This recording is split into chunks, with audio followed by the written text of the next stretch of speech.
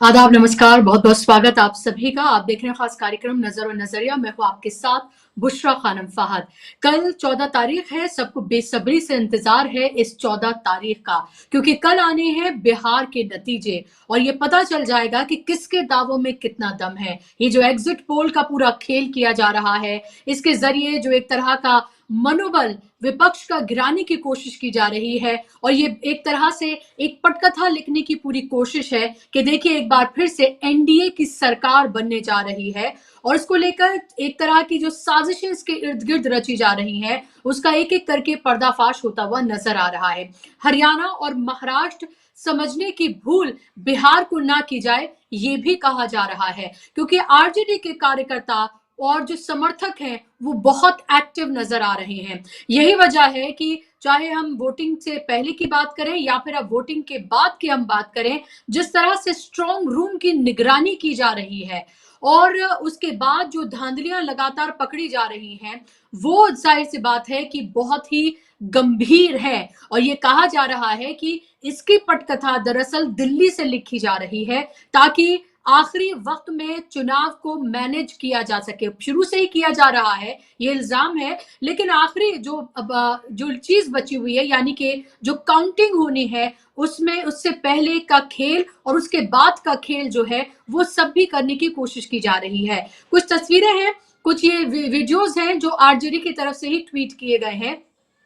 सासाराम में तो बाकायदा तौर पर बड़ा हंगामा देखने के लिए मिला क्योंकि वहां पर यह बताया गया कि ईवीएम से भरा जो ट्रक है, संदूक है, उसमें ईवीएम्स हैं और उससे भरा हुआ ट्रक जो है वो लाया गया है और उसके बाद जबरदस्त वहां पर हंगामा हुआ। इतना हंगामा हुआ कि एसपी और डीएम को वहां पर आना पड़ा और उसके बाद उन्हें मीडिया से बात करनी पड़ी और बाकायदा तौर पर ये जो ट्रक है जिसमें बक्से थे, इन सबकी चेकिंग कराई गई है। इसके अलावा मुजफ्फरपुर की भी सीसीटीवी फुटेज आई है सामने, जहां पर कैमरे जो हैं वो बताया जा रहा है कई कई घंटे के लिए बंद बताए जा रहे हैं। पूरी तरीके से स्क्रीन जो है वो ब्लैक है और ये बताया जा रहा है कि ये आप तस्वीर देख सकते हैं कि कैसे ये पूरी तरीके से ब्लैक है और यहाँ पर ये कहा जा रहा है कि सीसीटीवी कैमरास जो है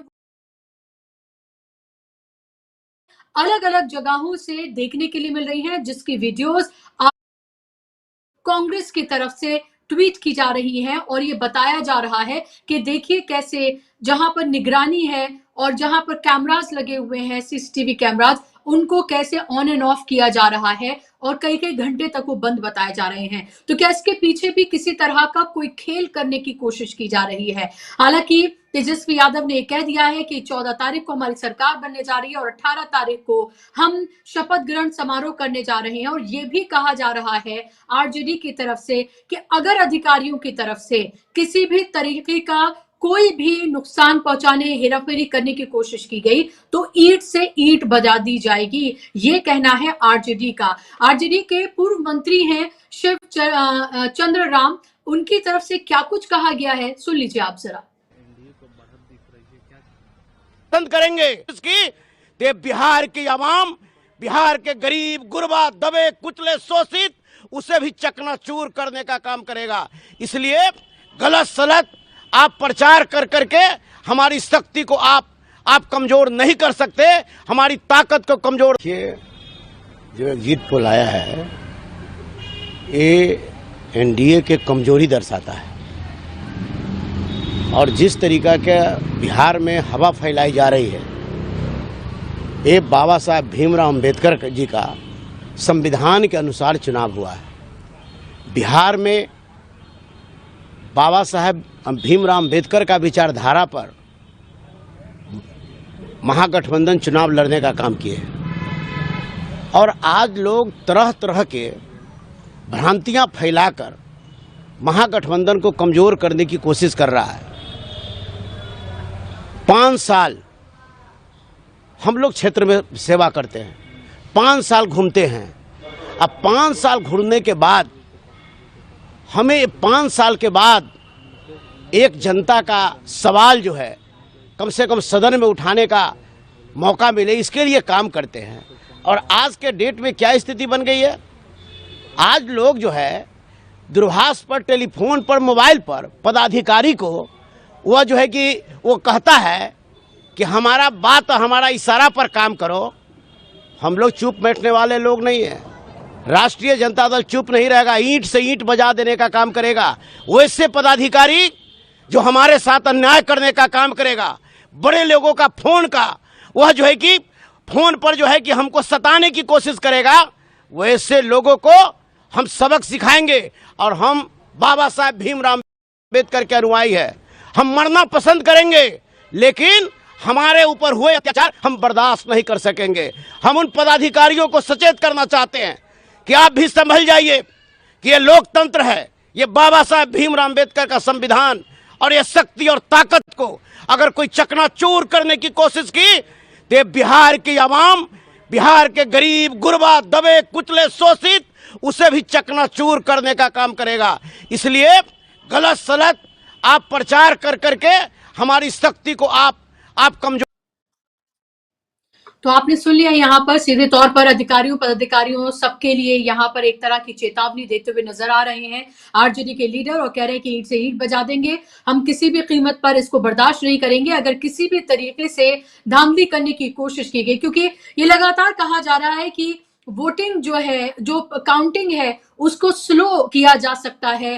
क्योंकि पिछली बार की अगर हम बात करते हैं, 2020 की भी अगर हम बात करें, तो सिर्फ 12,000 वोट कम थे महागठबंधन के, और आरजेडी सिंगल लार्जेस्ट पार्टी बनकर उभरी थी। और उसके बाद भी आपने देखा कि एनडीए ने सरकार बनाई, और ये तब भी इल्जाम लगाया गया था कि कई जगहों पर लाइट बंद कर दी गई, कई जगह पर काउंटिंग को स्लो कर दिया गया और चुनाव को मैनेज कर लिया गया और महागठबंधन से एक तरह से इसको छीन लिया गया। लेकिन इस बार इतिहास बिहार ने रचा है। इस बार जिस तरह से बम्पर वोटिंग हुई है, पहले चरण से ज्यादा दूसरे चरण में हुई है, बिहार के इतिहास में कभी इतनी ज्यादा वोटिंग नहीं हुई। ये साफ तौर पर बताती है कि बिहार बदलाव के लिए बिहार ने वोट किया है। लेकिन एग्जिट पोल के जरिए ये एक माहौल, आपको पता ही है, साजिशन ये क्रिएट किया जाता है। लोकसभा में देखा, हरियाणा में देखा, महाराष्ट्र में आपने देखा, ताकि बाद में या उससे पहले जो धांधली की गई हो उस पर पर्दा डाला जा सके और ये कहा जा सके कि देखिए तमाम एग्जिट पोल तो यही कहते हुए नजर आ रहे थे। तमाम तरह के विश्लेषक, नए नए विश्लेषक आपको टीवी चैनल्स पर नजर आएंगे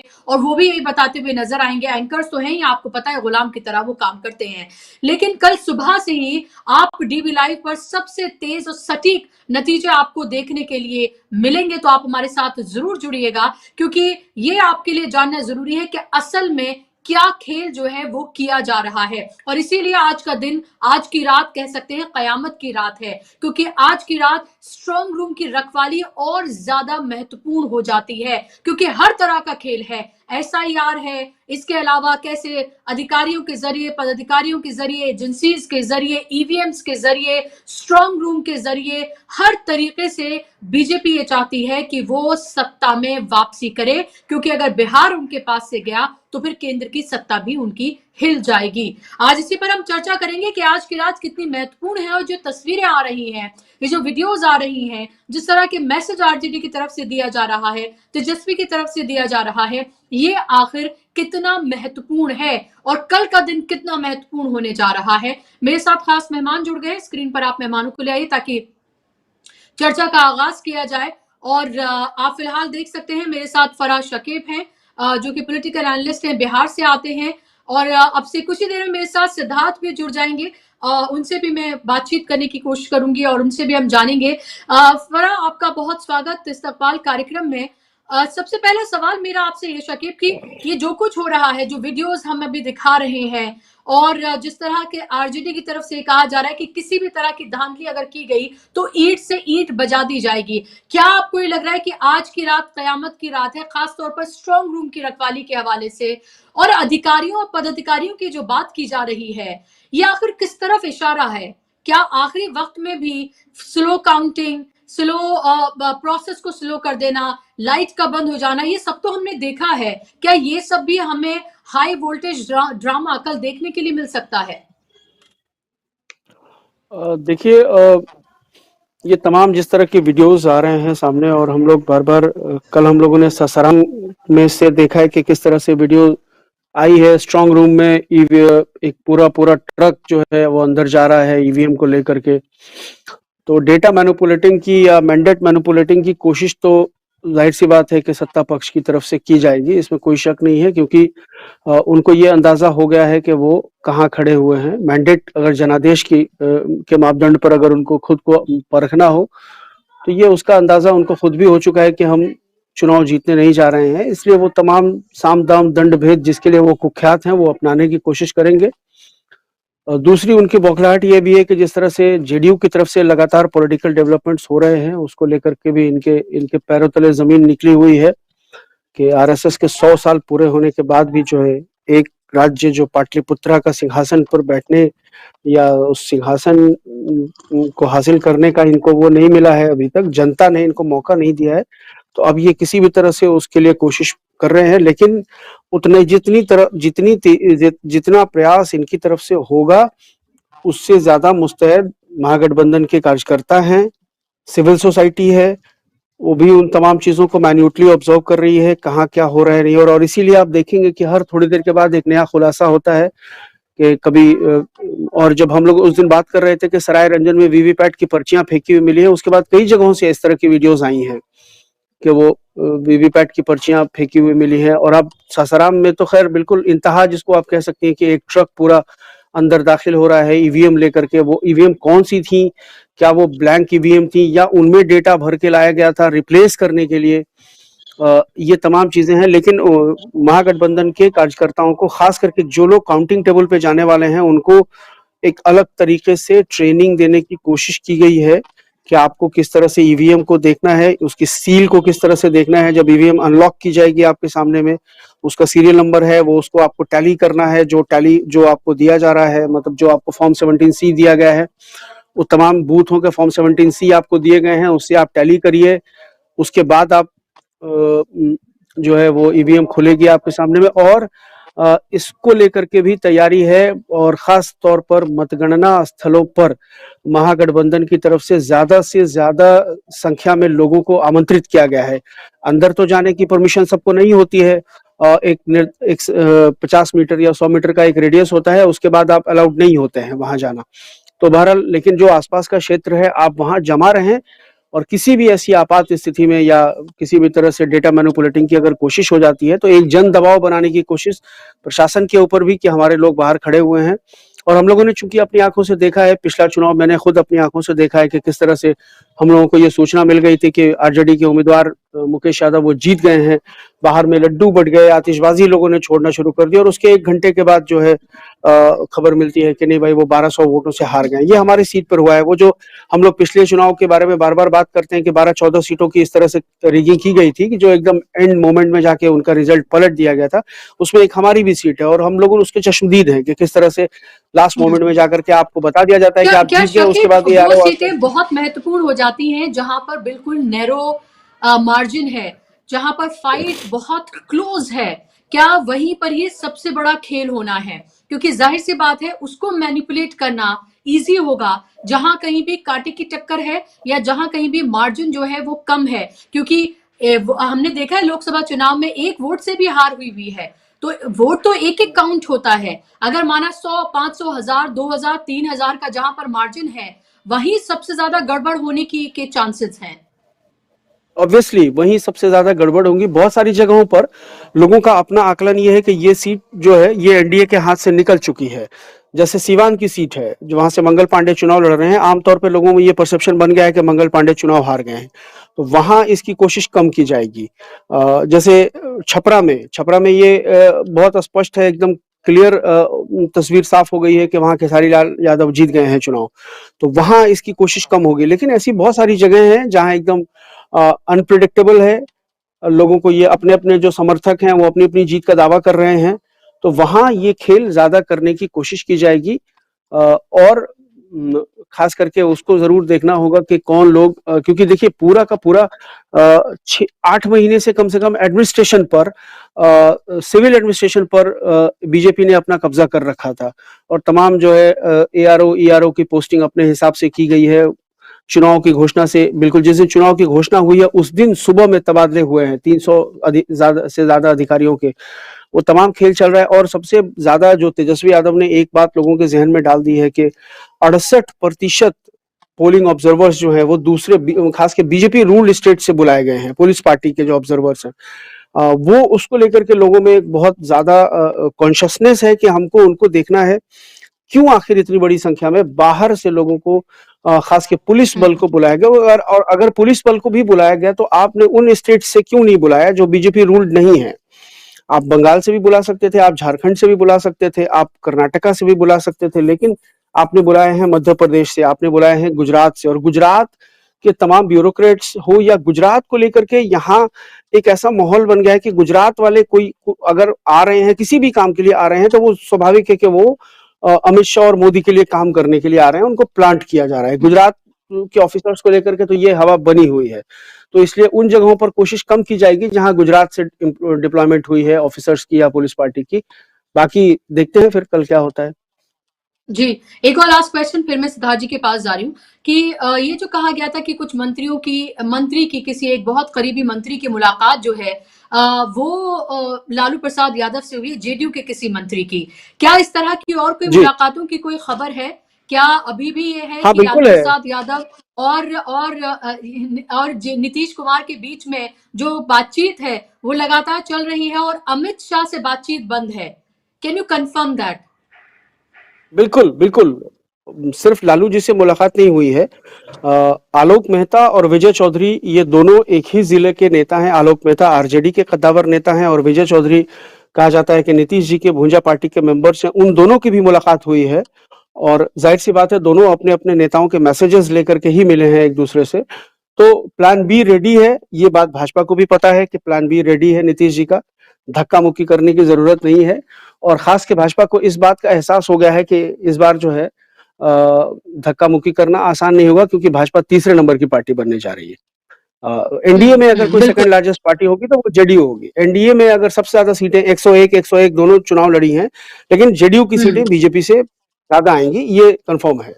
बिल्कुल बिल्कुल, और यही बीजेपी के लिए सबसे ज्यादा चिंता की वजह है, क्योंकि वो सरकार बनाना चाहती है लेकिन अपने दम पर बनाना चाहती है। उसको लग रहा है कि कुछ जेडीयू से तोड़े जाएं, कुछ जो एलजेपीआर है या फिर हम है, इस तरह से पार्टियों से कुछ अगर जीत के आ जाते हैं तो जोड़ तोड़ करके किसी तरह से सरकार बना ली जाए, ये उनकी ख्वाहिश है। क्योंकि 101 पे अगर लड़ रहे हैं तो जाहिर सी बात है कि अगर वो 100% भी जीत जाते हैं तो भी उन्हें लोगों की जरूरत पड़ेगी। तो ऐसे में बीजेपी की नैया ही सबसे ज्यादा डूबी हुई नजर आ रही है, और जो उसकी ख्वाहिश थी कि इस बार जेडीयू को वो खत्म कर दे और खुद सिंगल लार्जेस्ट पार्टी के रूप में उभरे, वो लगता है कि उसका इस बार तो ख्वाब ही रहने जा रहा है। क्योंकि साफ तौर पे लग रहा है कि आरजेडी सिंगल लार्जेस्ट पार्टी और इसके अलावा दूसरी जो पार्टी है वो जेडीयू होने जा रही है। साफ तौर पे लग रहा है तीसरे नंबर की पार्टी बीजेपी होगी, और वो सीटों के हिसाब से भी आप ये देख ले कि कौन कितनी सीटों पर लड़ रहा है, उससे भी इसका अंदाजा लगाया जा सकता है। सिद्धार्थ जी,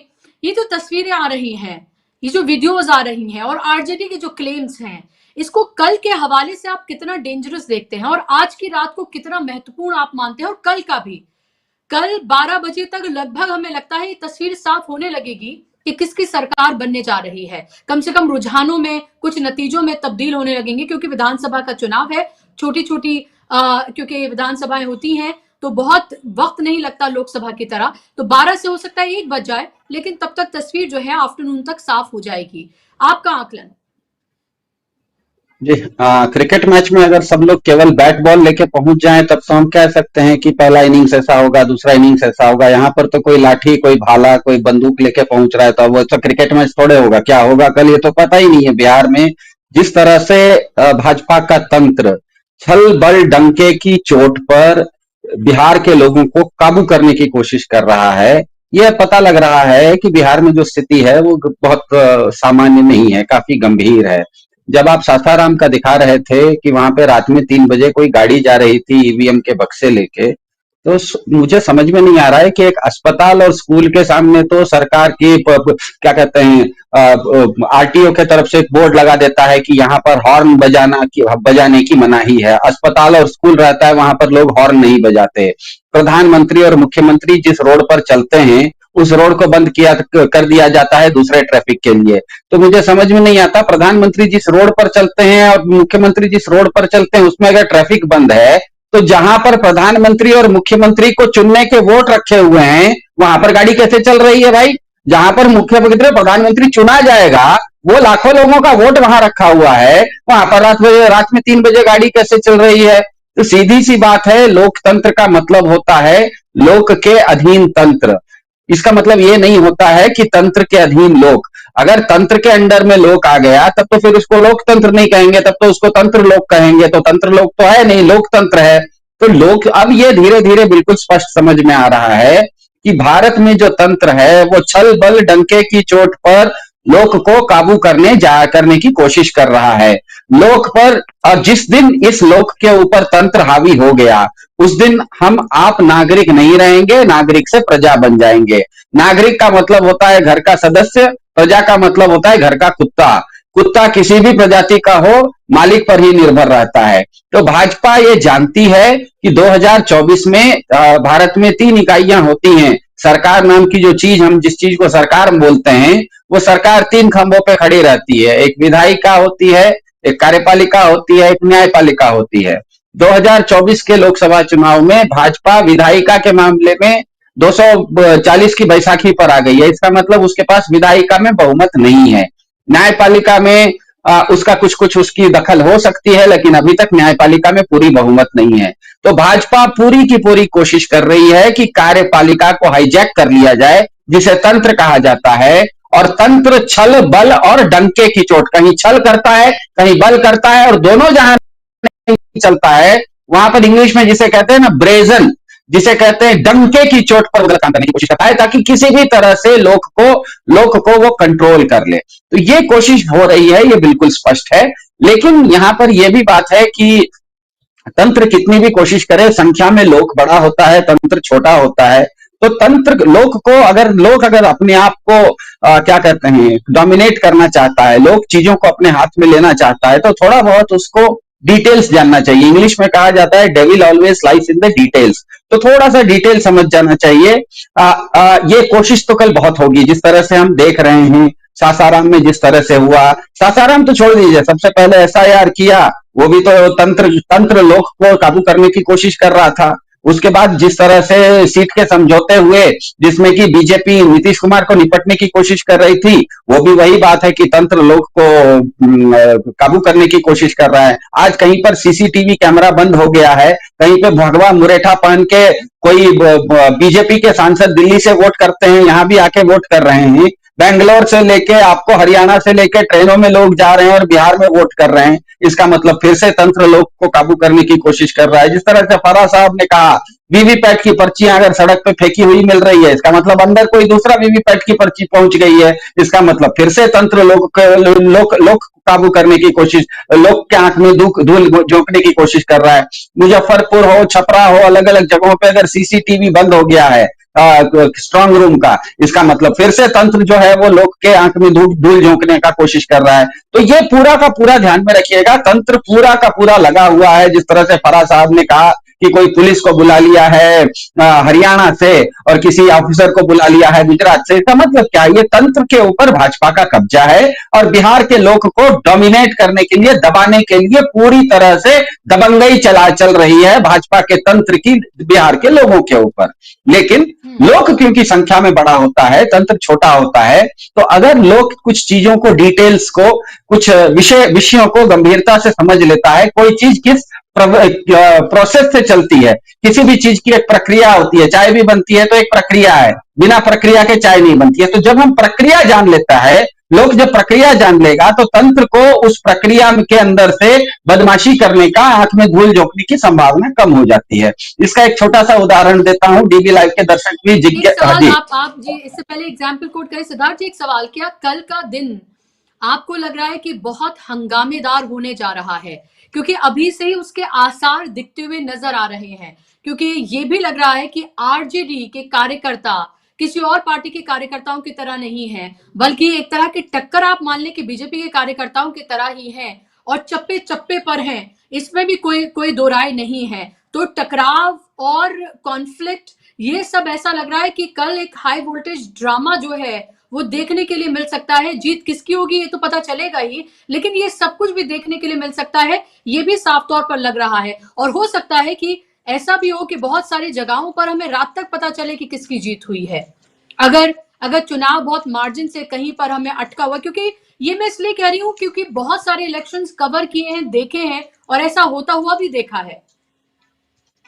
देखिए, बात मार्जिन की नहीं है। कहीं पर भी अगर काउंटिंग के समय किसी भी तरह की धांधली विपक्ष पकड़ लेता है, विपक्ष हो या पक्ष हो, कोई भी उम्मीदवार पकड़ लेता है, तो वहां पर काउंटिंग सस्पेंड हो जाती है कि जब तक वो समस्या का समाधान नहीं हो। तो अगर इस तरह की बहुत ज्यादा धांधली की होगी तंत्र ने, तब तो बहुत जगहों पर जो प्रत्याशियों के, उम्मीदवारों के जो काउंटिंग एजेंट होते हैं, वो कोई ना कोई ऑब्जेक्शन रेज करेंगे, और जैसे ही ऑब्जेक्शन रेज करेंगे वहां पे काउंटिंग रुक जाती है, क्योंकि वो जब तक ऑब्जेक्शन का समस्या का समाधान नहीं होता। अब मैं बताता हूं कि ऑब्जेक्शन रेज कैसे करते हैं। ऑब्जेक्शन रेज करने का सीधा तरीका है, जिस दिन चुनाव होते हैं, जिस दिन वोटिंग होती है, हर बूथ पर हर उम्मीदवार का कोई ना कोई एक इलेक्शन एजेंट होता है। वो इलेक्शन एजेंट का काम होता है सुबह 6:30 बजे वोटिंग शुरू होने से पहले, मॉक पोल से पहले वो पोलिंग बूथ में चला जाए। दिन भर वो जब बैठता है, तो शाम में जब ईवीएम में वोटिंग खत्म हो जाती है और ईवीएम को सील किया जाता है, तो उस कैंडिडेट के पास भी, उस कैंडिडेट के इलेक्शन एजेंट के पास भी एक छोटी सी सील होती है, जो कि वो सील लगाता है, और उसके बाद उस पोलिंग बूथ का चुनाव अधिकारी फॉर्म 17C उसको देता है। फॉर्म 17C ऐसा होता है जिसमें कि उम्मीदवार के एजेंट को फॉर्म 17C में जितने वोटों की संख्या और ईवीएम का नंबर है, वही नंबर चुनाव अधिकारी चुनाव आयोग में भी देता है। एक तरह की वो कार्बन कॉपी होती है। तो ये हर बूथ में हुआ होगा। तो अगर मान लीजिए एक विधानसभा है, तो 200 बूथ है, तो हर 200 बूथ से और 200 ईवीएम निकलेंगे, तो 200 ईवीएम में भी हर उम्मीदवार के काउंटिंग एजेंट का एक एक सील होगा और फॉर्म 17C होगा। ये हुआ होगा जिस दिन वोटिंग हुई थी उस दिन। और कल जिस समय वोटिंग के समय ईवीएम खुलेगा, खुलने से पहले उसको सील को खोला जाएगा, उस समय हर उम्मीदवार एक काउंटिंग एजेंट होगा। वो काउंटिंग एजेंट के पास उनके उम्मीदवार का फॉर्म 17C वोटिंग के दिन का जो रहता है ना, वो हाथ में लेके जाएगा। तो उसको पता होता है कि बूथ नंबर 40 पर 873 वोट पड़े हैं। अब जी, और मेरे पार्टी के, मतलब मेरे एजेंट ने उस दिन साइन किया हुआ है, वो कागज उसके पास होता है। तो जिस समय वो ईवीएम खुलेगा, उस ईवीएम के अंदर से उस दिन वोटिंग के दिन उस बूथ एजेंट का जो वोटिंग एजेंट का साइन का स्लिप होगा, वो भी निकलना चाहिए। उसके अंदर से उतने ही वोट निकलने चाहिए जितना लिखा हुआ है। तो ये चीज को टैली करना पड़ता है। तो अब आपको ये बताता हूं कि धांधली, आपने पूछा कि कहीं टाइट सीटों पे धांधली होगी या मार्जिन टाइट और लूज का नहीं होगा। जिस समय शाम में पोलिंग खत्म होती है, तो चुनाव अधिकारी जो हर बूथ में रहता है, उसको तो मालूम है कि इस बूथ में किस पार्टी का काउंटिंग एजेंट था और किस पार्टी का काउंटिंग एजेंट नहीं था। जरूरी नहीं कि हर पार्टी का काउंटिंग एजेंट हर बूथ में बैठे। किसी कारण से आपकी ताकत नहीं है, आपका काउंटिंग एजेंट नहीं बैठ सका, किसी कारण से आपका काउंटिंग एजेंट सुबह में उठने में देर हो गई और जब तक बूथ में पहुंचा तब तक टाइम खत्म हो गया, तो आपका काउंटिंग एजेंट नहीं पहुंचा। तो मान लीजिए कि 200 बूथ में से 10 बूथ ऐसे हैं जिसमें कि विपक्ष का कोई भी काउंटिंग एजेंट वोटिंग के दिन नहीं पहुंचा था। इसका मतलब कल काउंटिंग के समय उन बूथों का जब बक्सा खुलेगा, उसमें ऑब्जेक्शन होने की संभावना खत्म हो जाती है, क्योंकि उसमें ऑब्जेक्शन करने के लिए कोई विपक्ष का आदमी उस दिन पोलिंग बूथ में था ही नहीं। तो ये जो ईवीएम की धांधली होती है, जिस तरह से फराज साहब ने कहा कि डाटा लोड करके दूसरा ईवीएम डाला जाता है, ये इसीलिए भी आश्चर्यजनक है कि अगर 11 तारीख को वोटिंग हो गई और 11 तारीख को वोटिंग होते ही रात में 12 बजते बजते आपने स्ट्रांग रूम में सारे ईवीएम के मशीन पहुंचा दिए, तो आपने 12 तारीख को गिनती क्यों नहीं की? 13 तारीख का इंतजार क्यों कर रहे हैं? 14 तारीख का इंतजार क्यों कर रहे हैं? आप इतने दिन जब किसी चीज को अपने पास रखेंगे, तो स्वाभाविक है कि आप, इसका मतलब ही है कि कहीं ना कहीं दाल में काला है, क्योंकि वोटिंग अगर खत्म हो गई और आपके पास शाम में 7 बजे वोटिंग खत्म हुई, रात में 9 बजते बजते स्ट्रांग रूम में 10 बजते बजते सब ईवीएम आ गए, तो अगले दिन सुबह खोल लेते साहब। अगले दिन सुबह खोलने में क्या दिक्कत थी? तो ये जो ईवीएम रखा गया है, अब क्या होगा कि उस दिन से लेके, जिस दिन वोटिंग अंत हुआ उस दिन से लेके कल तक, मतलब काउंटिंग के दिन तक, तंत्र के पास ये जानकारी आ जाती है कि किस किस बूथ पर विपक्षी दलों के कोई भी पोलिंग एजेंट चुनाव के दिन नहीं थे। अब इसका मतलब है उन्होंने ईवीएम के अंदर किसी भी तरह की अगर धांधली की जाएगी, तो अगर धांधली है भी तो वहां पर काउंटिंग एजेंट के पास उस धांधली को प्रश्न उठाने का, उस पर ऑब्जेक्शन उठाने का अधिकार नहीं रहता है। इसीलिए बहुत जरूरी है कि चुनाव तभी लड़िए, कोई भी अगर राजनीतिक दल है, राजनीतिक दल तो दूर की बात है, आप अगर सामान्य से उम्मीदवार भी हैं, तो जब तक आपको वोटिंग के दिन आपको हर बूथ पर बैठने के लिए अपना एजेंट नहीं है और आप अगर चुनाव लड़ रहे हैं, तो इसका मतलब है कि धांधली अगर हो भी रही है आपके सामने, तो आपको उस पर सवाल उठाने का हक ही खत्म हो जाता है, क्योंकि आप जिस समय उस पर सवाल उठाना था, आप उस समय वहां पर थे ही नहीं। तो भाजपा की ओर से, भाजपा की बात नहीं कर रहा हूं, ये तंत्र जो करेगा, कल जो तंत्र करेगा, तंत्र को अब पूरी तरह से पता है कि बिहार के 91,000 बूथों में किन किन बूथ पर विपक्ष के पोलिंग एजेंट चुनाव के दिन नहीं थे। 2 दिन चुनाव हुए थे, कुछ चुनाव 6 को हुए थे, कुछ चुनाव 11 को हुए थे। तो मान लीजिए 91,000 बूथ है और तंत्र को मालूम पड़ गया है कि उसमें से 5,000 या 6,000 ऐसे बूथ हैं पूरे बिहार में जिसमें विपक्ष का कोई भी काउंटिंग एजेंट चुनाव के दिन नहीं था। मैं चुनाव क्षेत्र की बात नहीं कर रहा हूं, एक बूथ की बात कर रहा हूं। उन बूथों के अंदर जितने भी ईवीएम हैं, उन ईवीएमों के साथ अगर धांधली हो भी गई ना, तो कोई उस पर सवाल नहीं उठा पाएगा, कानूनी रूप से सवाल नहीं उठा पाएगा। तो ये जो धांधली अगर होगी तो इस तरह की होगी। तो हम आशा करते हैं कि जिस तरह से इस चुनाव में आरजेडी ने इस पूरे चुनाव को गंभीरता से लिया है, एक तो 6 तारीख और 11 तारीख को पोलिंग के दिन उनके ज्यादातर एजेंट, मतलब पोलिंग एजेंट हर बूथ में रहे हों, और वो अगर हर बूथ में उस दिन थे, तो कल सुबह तो ये लोग धांधली नहीं कर पाएंगे। हाँ, जिन बूथों पर वो नहीं थे, उस बूथों पर कुछ धांधली होने की संभावना है, लेकिन अगर ज्यादातर बूथों पर आरजेडी ने अपने पोलिंग एजेंट 6 और 11 तारीख को बिठा दिए थे, उनके पास फॉर्म 17C है, तो वो फॉर्म 17C एक तरह से पत्थर की लकीर हो गई है। उन ईवीएम में कोई छेड़छाड़ नहीं हो सकती। छेड़छाड़ करने जाएंगे, काउंटिंग के समय उसी समय वो ऑब्जेक्शन रेज कर देगा, चारों तरफ सीसीटीवी कैमरा लगा रहेगा, वो फंस जाएंगे वहां पर। मेरे ख्याल से तंत्र भी ये जानता है कि वो ऐसी जगह पर धांधली नहीं करेगा जहां वो फंसे, वो ऐसी जगह पर धांधली करने की कोशिश करेगा जहां पर वो नहीं फंसे। तो यहां पर देखने लायक ये बात होगी कि जिन जिन बूथों पर विपक्ष के उम्मीदवारों के पोलिंग एजेंट 6 और 11 तारीख को नहीं बैठे थे, वहां पर काउंटिंग क्या होगा, वहां के ईवीएम से क्या कौन सा निकलेगा, ये देखने की बात है। लेकिन अगर ईवीएम ज्यादातर जगहों पे आरजेडी के पोलिंग एजेंट 6 और 11 तारीख को बैठे हुए थे और शाम में उन्होंने फॉर्म 17C ले लिया है, तो कल काउंटिंग में बहुत ज्यादा ये क्या कहते हैं, धांधली होने की संभावना नहीं रहेगी। और दूसरी बात यह है कि हमेशा ध्यान में, और कल के नतीजे के बारे में मैं अभी बता देता हूं। एक तो स्पष्ट कर लीजिए, भाजपा या भाजपा की सरकार या भाजपा का सीएम बिहार में नहीं बन रहा है। बिहार में जो क्षेत्रीय दल हैं, क्षेत्रीय दलों को अपने आप में पूरा बहुमत होगा और राष्ट्रीय दलों को बहुमत नहीं होगा। और क्षेत्रीय दल और राष्ट्रीय दलों के बीच में हमेशा जो संबंध होता है, वो कोई सैद्धांतिक संबंध नहीं होता। क्षेत्रीय दल अपनी अस्मिता के लिए लड़ रहे होते हैं, वो कभी इसके साथ भी रहते हैं और कभी उसके साथ भी रहते हैं। डीएमके एक पार्टी है, किसी समय वो वाजपेयी जी के साथ भी थी, आज मोदी के खिलाफ भी है।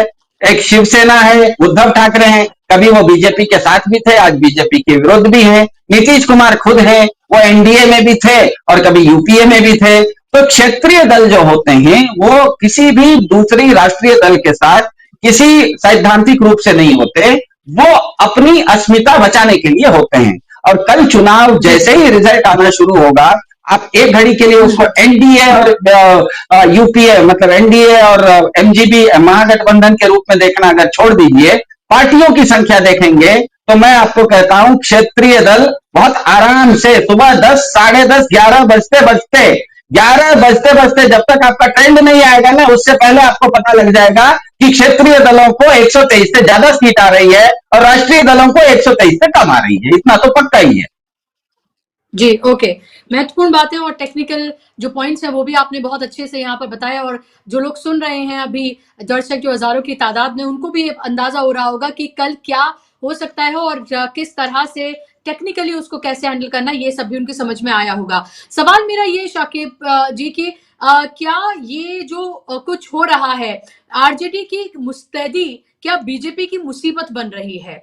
और खासतौर पर जिस तरह से अभी सिद्धार्थ जी ने बताया कि अगर इस तरह की मुस्तैदी है और इस तरह से उसके एजेंट्स और तमाम जगहों पर अगर हैं तो फिर ऐसी धांधली करना मुश्किल होगा।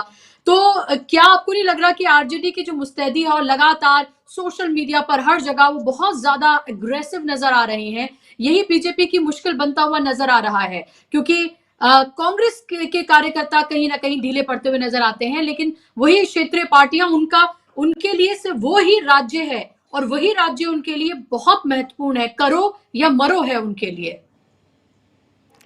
देखिए मिश्रा जी, मैं अभी सिद्धार्थ भाई ने बहुत खोल के बहुत टेक्निकली तमाम चीजें टीपी लाइव के दर्शकों को बताई हैं। उसमें ये भी होता है कि आपको जो फॉर्म 17C मिलता है उसमें आपका जो ईवीएम की जो सीरियल नंबर होती है वो उसमें मेंशन होता है, और आपके फॉर्म 17C से टैली करके ही वो ईवीएम जो है आपके 17C पर जो ईवीएम सीरियल मेंशन है वही ईवीएम आपके सामने अनलॉक की जाएगी। उस सीरियल में भी अगर आप देख लें कि आपके फॉर्म 17C पर आपके एग्जैक्टली मान लीजिए मिसाल के तौर पर बूथ नंबर 25 की फॉर्म 17C है और उस पर ईवीएम का सीरियल नंबर ये XYZ2 है, और ईवीएम आपके सामने बूथ नंबर 25 की कोई और खोली जा रही है, तो वहां पर भी क्वेश्चन रेज आप कर सकते हैं। ये इसलिए इस बार जो महागठबंधन ने खास करके आरजेडी ने अपने कार्यकर्ताओं को ट्रेनिंग भी दिया और मुस्तैद रहने के लिए भी कहा था। 24 घंटे आरजेडी के कार्यकर्ता स्ट्रांग रूम की निगरानी कर रहे हैं। 24 घंटे शिफ्ट वाइज जैसे ड्यूटी लगती है उस तरह से शिफ्ट बना करके आरजेडी के कार्यकर्ता बूथों पर रात भर, चूंकि अंदर तो जाना अलाउड होता नहीं है ना, वो गेट पर कम से कम ऐसी जगह पर है कि जहां बाउंड्रीज है, पीछे की बाउंड्री है या एंट्रेंस गेट है या साइड में कोई छोटा सा एग्जिट एंट्रेंस गेट है, वैसे पोजीशंस पर आरजेडी के कार्यकर्ता रात भर पहरेदारी कर रहे हैं। पूरा दिन पहरेदारी का, ऐसा नहीं कि रात को पहरेदारी करके वो दिन में आ जा रहे हैं, दिन में कोई और बैठ रहा है, रात में कोई और बैठ रहा है। तो इस तरह से एकदम मुस्तैदी के साथ लोगों को जो है वो कहा गया है कि आप स्ट्रांग रूम की चौकीदारी कीजिए, ऐसे चौकीदारी कीजिए कि जैसे आपके घर की ज्वेलरी रखी है अंदर, उस तरह से आप उसकी चौकीदारी कीजिए। और बहुत ज्यादा, और यही वजह है कि ये तमाम चीजें पकड़ में आ रही हैं। अगर कल आरजेडी के कार्यकर्ता वहां पर मौजूद नहीं होते तो क्या पता जो ईवीएम का ट्रक जो घुस रहा था वो आराम से जाकर के ईवीएम बदल करके वहां से निकल सकता था। और अभी जो सिद्धार्थ भाई ने एक बुनियादी सवाल उठाया है कि जब आप स्ट्रांग रूम बनाते हैं, जब आप वहां पर किसी आम आदमी को परमिशन बंद कर देते हैं, आप ऑप्शनल रूट दे देते हैं ट्रैफिक के लिए, उस पूरे रूट को बंद कर दिया जाता है। और हम हमारे घर के बहुत 1 किलोमीटर भी नहीं है हमारे घर से जो स्ट्रांग रूम है, मुझे लगता है आधा किलोमीटर होगा। हम लोग देखते हैं कि उस पूरे रूट को जब तक काउंटिंग नहीं होती है ईवीएम में, जब ईवीएम जब स्ट्रांग रूम में आ जाती है और टिल काउंटिंग वो पूरा रूट बंद कर दिया जाता है, उसमें आम आदमी का एंट्रेंस बंद कर दिया जाता है। ऑफिसर्स जो इलेक्शन रिलेटेड ऑफिसर्स हैं वो अपनी आईडी दिखा करके अंदर जाते हैं या उनकी गाड़ी पर जो लिखा होता है उससे उनको एंट्रेंस मिलता है। आम आदमी की पहुंच वहां तक नहीं होती है, उसके लिए दूसरा रास्ता बताया जाता है। तो उसके बावजूद अगर कोई ट्रक लेके जा रहा है तो इसका क्या मतलब है? आप उसको कैसे बोल सकते हैं कि ये गलती से ट्रक उसमें घुस गया? तो आपकी सिक्योरिटी जो खड़ी है वहां पर बैरिकेडिंग लगा करके, वो सिक्योरिटी कैसे कर? और सबसे बड़ी बात है कि वो रास्ता ओपन नहीं होता है, जहां से भी वो मिलता है उस सब में बांस बल्ली की बैरिकेडिंग लगाई हुई होती है। बांस जब तक कोई उठाएगा नहीं, उसकी बैरिकेडिंग नहीं हटाएगा, गाड़ी अंदर जा ही नहीं सकती है। ऑफिसर्स भी आते हैं तो वो बैरिकेड के पास रुकते हैं, बैरिकेड खोला जाता है तब उनकी गाड़ी अंदर जाती है। तो इसका मतलब यह है कि आपने इंटेंशनली जो है कुछ करने की कोशिश की थी, जिसको महागठबंधन के कार्यकर्ताओं ने पकड़ लिया है। और ये तमाम चीजें, चूंकि पिछला चुनाव, एक कहते हैं ना कि दूध का छला छाछ भी फूक फूक करके पीता है, तो चूंकि पिछले चुनाव में 12-15 सीटों पर यह मामला हो चुका है कि आपके उम्मीदवारों को जीता, मतलब वो बता दिया गया कि आप जीत गए, और उसके बाद घंटे 2 घंटे बाद आपका पूरा का पूरा नतीजा पलट जाता है, कहीं फोन आ जाता है और उसके बाद आपको कहा जाता है कि नहीं, आप हार गए हैं। ये सारा खेल चूंकि आरजेडी ने देखा हुआ है अपनी आंखों से, कई जगह पर तो ऐसा हुआ है कि कैंडिडेट को बता दिया गया है कि आप जीत गए हैं, इतने वोट से जीत गए हैं, और 1 घंटे बाद उसको बताया गया कि नहीं, आप 1000 वोट से हार गए हैं, आप 1200 वोट से हार गए हैं। तो इसलिए इस बार जो है आरजेडी ने कोई रिस्क नहीं लिया है, महागठबंधन ने कोई रिस्क नहीं लिया। और आप बिल्कुल सही कह रही हैं कि कांग्रेस के कार्यकर्ता उतने मुस्तैद नहीं है जितने महागठबंधन के कार्यकर्ता, मतलब आरजेडी और लेफ्ट के कार्यकर्ता खास करके, वो अपने मैंडेट की रखवाली कर रहे हैं। और कल काउंटिंग एजेंट्स भी वैसे लोगों को बनाया गया है जो टेक्निकलिटी को समझते हैं, जैसे सिद्धार्थ भाई है, उनको ये पता है कि फॉर्म 17C को कैसे हमको टैली करना है, क्या क्या चीजें हमको, ईवीएम जब आपके टेबल पर आएंगी, काउंटिंग टेबल पर वो अनलॉक होंगी, उससे पहले क्या क्या चीजें आपको वेरी कर लेनी है अपने फॉर्म 17C से और उस ईवीएम से उसका सीरियल मेंशन कर लेना है, उसमें कुल वोट जो है वो उसको एक बार देख लेना है कि इतने वोट है इसमें, फॉर्म 17C पर मेंशन है 782 वोट मान लीजिए है और ईवीएम में 1100 वोट निकल रहा है, तो आप वहां पर क्लेम कर सकते हैं कि बूथ नंबर इतने की इस सीरियल नंबर की ईवीएम में फॉर्म 17C के अकॉर्डिंग 782 वोट है, लेकिन ईवीएम जब खुल रही है तो उसमें 1200 वोट आ रहे हैं, तो आप वहां पर फौरन से एकदम क्लेम कर सकते हैं कि ये जो एक्स्ट्रा वोट है ये कैसे आ गए अंदर।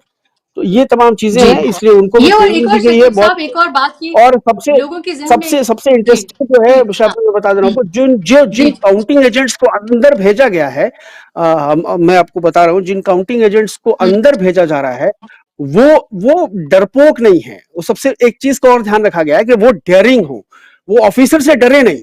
अगर गलत है तो गलत है, सामने उसके डीएम ही क्यों ना बैठा हो, वो रेसिस्ट करे। वो ये नहीं कि डीएम धौंस दिखा दे, आंख दिखा दे तो वो खामोश होकर बैठ जाए। तो वैसे ही लोगों को चुन चुन करके काउंटिंग एजेंट बनाया गया है।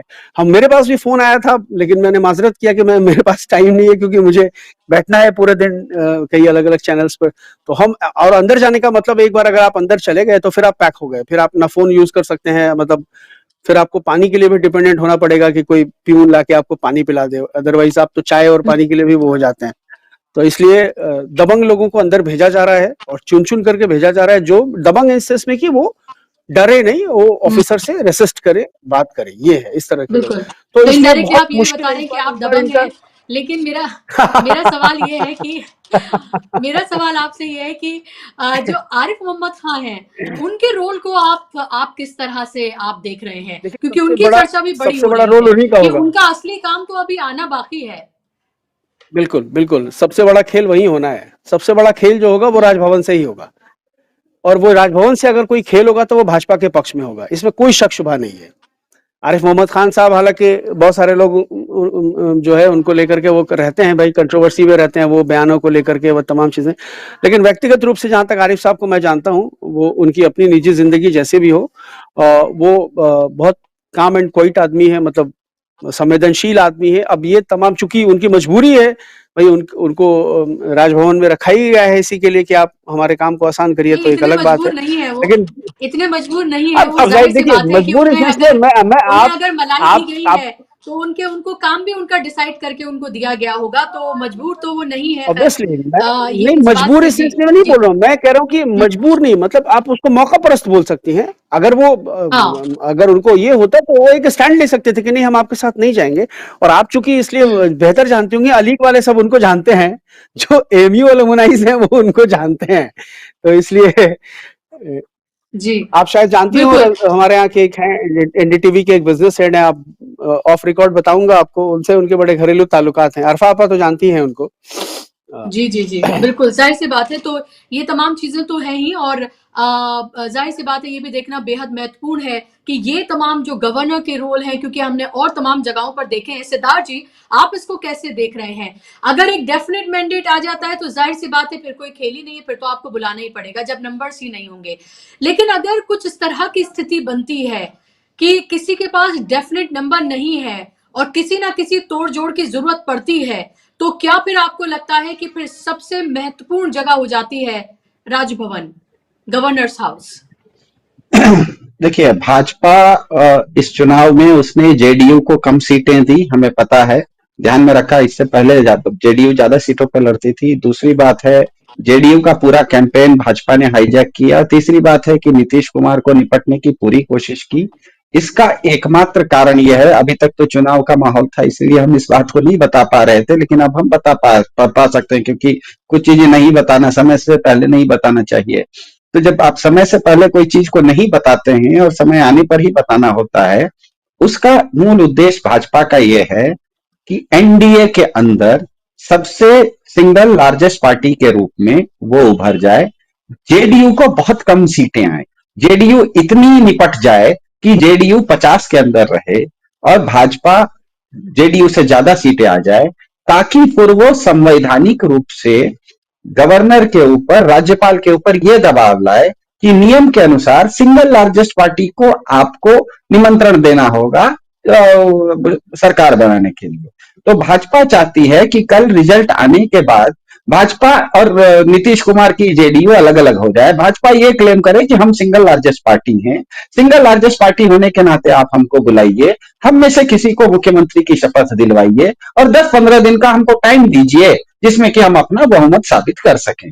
तो भाजपा की ये पूरी की पूरी योजना, एसआईआर हो, निपटो नीतीश की जो योजना थी, नीतीश निपटो योजना थी वो हो, या अभी जिस तरह से वो कर रही है ईवीएम के घोटाले वगैरह करने की कोशिश, स्ट्रांग रूम बंद करने की कोशिश, रिजल्ट में किसी तरह की फर्जीवाड़े करने की कोशिश, भाजपा ये किसी तरह से चाह रही है कि कल के चुनाव में और कुछ पूरे दलों के बीच में तो नहीं, एनडीए के अंदर भी वो अगर सिंगल लार्जेस्ट पार्टी के रूप में आ जाए तो वो जो गवर्नर साहब हैं जो, और ध्यान में रखिएगा इसीलिए भाजपा ने नीतीश कुमार को मुख्यमंत्री का चेहरा हमारे होंगे इसलिए नहीं कहा, क्योंकि अगर वो मुख्यमंत्री का चेहरा है बोल देंगे और कल अगर भाजपा को भी सीट ज्यादा आएगी तो भी मुख्यमंत्री, क्योंकि नीतीश कुमार डिक्लेयर हैं, इसीलिए आरिफ मोहम्मद खान जो गवर्नर हैं उनके ऊपर दबाव रहेगा कि वो नीतीश कुमार को बुलाएं कि आप शपथ लीजिए, क्योंकि आप उस गठबंधन का, आपका गठबंधन आगे है।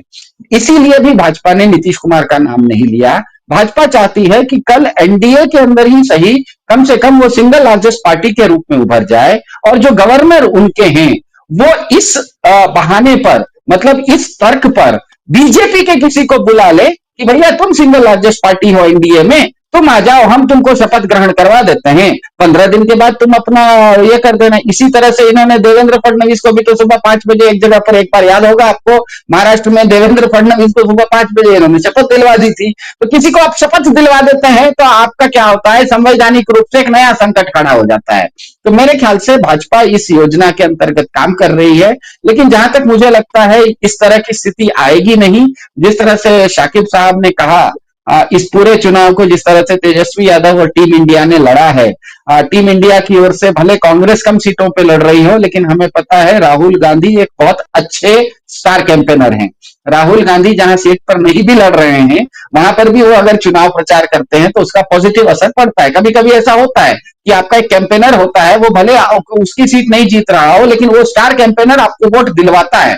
तो राहुल गांधी जैसे अच्छे स्टार कैंपेनर इस चुनाव में रहे, तेजस्वी यादव जैसे अच्छे ग्राउंड के नेता रहे जो कि हर चीज को जानते हैं कि कब दवाई कमाई और पढ़ाई की बात करनी, कब हमारे लोगों को ईवीएम के सामने, मतलब स्ट्रांग रूम के सामने बिठा के रखना, कैसे अपने बूथ वॉलेंटियर को ट्रेनिंग देना ताकि वो फॉर्म 17C लेने के लिए चुनाव के दिन हर बूथ वॉलेंटियर अपना अपने बूथ में पहुंचे, और काउंटिंग के दिन किस तरह से लोग काउंटिंग एजेंट पहुंचे। तो एक तरफ तो राहुल गांधी का अच्छा कैंपेन हुआ है, अच्छे स्टार कैंपेनर साबित हुए हैं, दूसरी तरफ तेजस्वी यादव अच्छे ग्राउंड मैनेजर साबित हुए हैं। तो ये दोनों मिलकर मुझे लगता है कि मैसेजिंग इतना स्ट्रांग गया है कि तंत्र चाहे कितनी भी कोशिश कर रहा हो बिहार के चुनाव को लूटने की, लेकिन लोग क्योंकि संख्या में ज्यादा है, लोग इतना ज्यादा संख्या में ज्यादा है कि तंत्र के सारे हथकंडे मेरे ख्याल से लोग फेल कर देगा।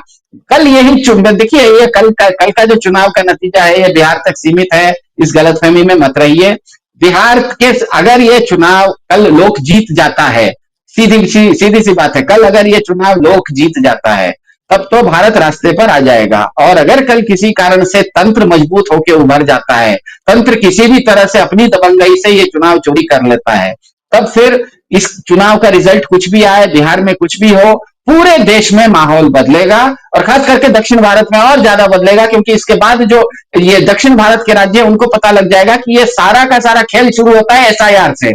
आपके यहाँ एक बार एसआईआर हो गया तो इसका मतलब खेल आपके हाथ से बाहर चला जाता है। तो एसआईआर को रोकने के लिए दक्षिण भारतीय राज्य एड़ी चोटी का एक कर देंगे। और ध्यान में रखिएगा कि भारत के संविधान की प्रथम धारा ही शुरू होती है, भारत राज्यों का संघ है, मतलब राज्यों की सहमति के बिना, राज्यों के बिना केंद्र नहीं है, राज्य ताकतवर हैं, राज्य मिला के ही भारत राज्यों का संघ है। और इस विषय को लेकर दक्षिण भारतीय राज्य, कल अगर लोक जीत गया तब तो ठीक है, कल अगर तंत्र हावी हो गया तो दक्षिण भारत के राज्य, दक्षिण भारत के जो लोग हैं वो भारत की संविधान की प्रथम धारा के अंतर्गत अपनी बात को अलग अलग फोरम पे अलग अलग ढंग से, चाहे वो कानूनी लड़ाई हो चाहे सड़क की लड़ाई हो, हर जगह पर उस चीज को उठते हुए हम देखेंगे। तो हम आशा करते हैं कि उस तरह की स्थिति न आए, शांतिपूर्ण मतदान हुआ है, शांतिपूर्ण चुनाव के गिनती भी हो जाए और शांतिपूर्ण ढंग से नतीजे भी निकल जाए। हम तो आशा यही करते हैं ताकि चीजें रास्ते पर रहें। बिल्कुल। और ये चुनाव जो है सिर्फ बिहार तक सीमित नहीं है, जो महत्वपूर्ण बात अभी सिद्धार्थ जी ने बोली है, और ऐसे भी इसका सीधा असर केंद्र की सरकार पर भी होगा, मोदी जी की कुर्सी तक भी होगा। इसीलिए बिहार का चुनाव बहुत महत्वपूर्ण है और कहीं नीतीश कुमार ने एक बार फिर से पलटी मार ली, जिसके जिसके बिल्कुल आसार हैं, इसको बिल्कुल डिनाई नहीं किया जा सकता है। तो फिर आप ये सोचिए कि अगर वो इधर चले गए तो ज़ाहिर-सी बात है केंद्र में उनके साथ तो नहीं रहेंगे, और जब केंद्र में नहीं रहेंगे तो फिर मोदी जी वो जो एमपीज़ हैं वो कैसे मैनेज करेंगे? ये भी एक बड़ा सवाल है। तो इसीलिए बिहार का चुनाव बहुत क्रूशियल है। ये एक स्टेट का चुनाव नहीं है, बल्कि आने वाले कई जो चुनाव हैं राज्यों में उनकी तो पटकथा लिखेगा ही, लेकिन उसके साथ-साथ जो केंद्र की सत्ता है वो उसकी वो कितनी डगमगाएगी इसके बारे में भी कल आपको पता चलेगा। कल सुबह 6 बजे से ही आप डीबी लाइव पर तमाम विश्लेषण और तमाम जो तेज नतीजे हैं बिहार के उन सबको आप देखेंगे, तो हमारे साथ जुड़ना मत भूलिएगा। फिलहाल के लिए आप दोनों मेहमानों का बहुत-बहुत शुक्रिया। शाकिब जी आपका शुक्रिया और सिद्धार्थ जी आपका भी बहुत शुक्रिया। कार्यक्रम का हिस्सा बनने के लिए, समय देने के लिए धन्यवाद। धन्यवाद, शुक्रिया आप तमाम दर्शकों का भी। नमस्कार।